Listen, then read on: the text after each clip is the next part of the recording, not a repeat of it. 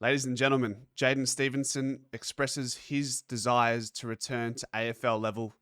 Could the Pies consider his name in 2026? It's time to talk all things black and white.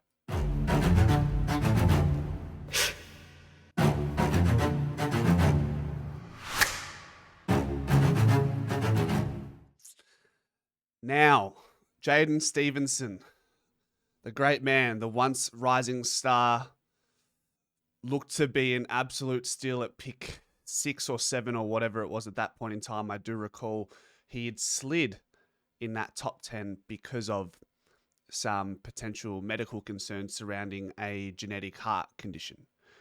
And we saw what he did in those first couple of years at the Pies. And look, I feel like there's so much to unpack here, and maybe we'll just talk about the off-field issues that derailed Jaden Stevenson up until this point from, let's say, it was probably something that was murmuring at Collingwood with the gambling issues and whatnot. But look, I just want to start by saying, once again, this is a young man's sport, and therefore you will see a lot of mistakes from young men.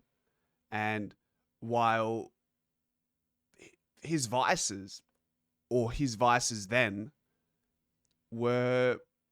is just a normal thing for people who aren't professionals. However, he was in a professional environment, and simply you must be able to control your vices. Now, we know he's had some trouble with the gambling side of things. He had some trouble with the partying lifestyle and everything that comes with that.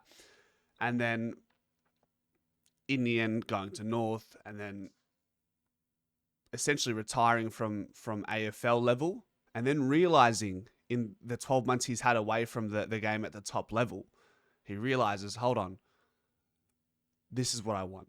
And sometimes that's what it takes. He's 25 years old. He's still young. I think he's exactly 25 this year. Or is he 26 this year? He's 25, 26. So he's 27 as of next season. So we'll talk about the list management side of things and maybe how we could consider Jaden Stevenson to be on the list next year. But look, his first couple of seasons in the AFL were nothing short of incredible. I mean, we talk about his first season, he kicked 38 goals, and then in 2019, he kicked 24. 2023, which was only a couple of seasons ago, he managed to kick 26 goals in a side that's been rebuilding for the longest time, North Melbourne.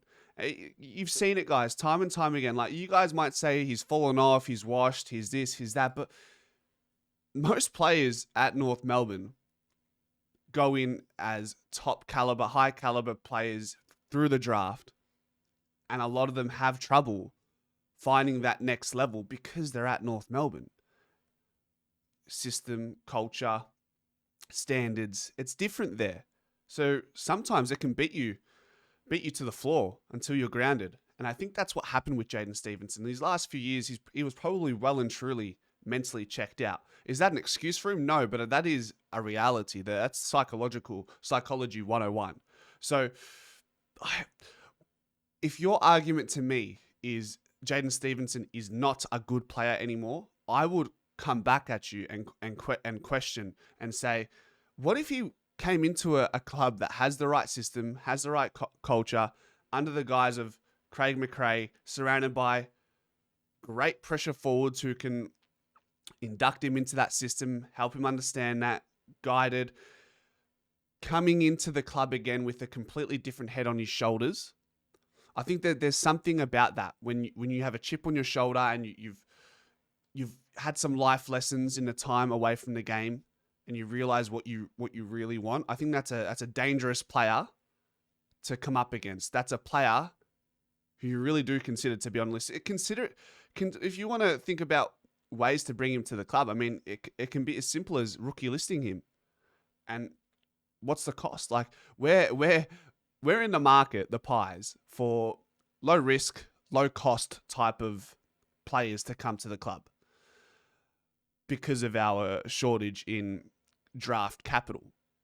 So if you think about Stephenson, what he does from a list management side of things and who he can surround himself around, he's quite versatile. He can play midfield. He can play on the wing. He can play forward. He can even play off the half back line. His pressure was good at Collingwood. I can't say the same thing for when he was at North, but I remember watching him in his formative days at the Pies, watching him live at the ground. His work rate was unquestionable, and then his goal nous, just his awareness around goals was, another incredible feat of his game. So it adds depth and experience without having to dip into our draft capital or our lack thereof. And then surround him with players like Jamie Elliott, Beau McCreary, Lockie Schultz, and just players and people with really good heads on their shoulders who can guide him through. So that's why I almost disregard the North Melbourne stint he had, because a player coming to Collingwood versus a player going to North Melbourne, completely different experiences. I highly doubt Tim Membry would have had the season he had at North Melbourne. I'd say the same thing for a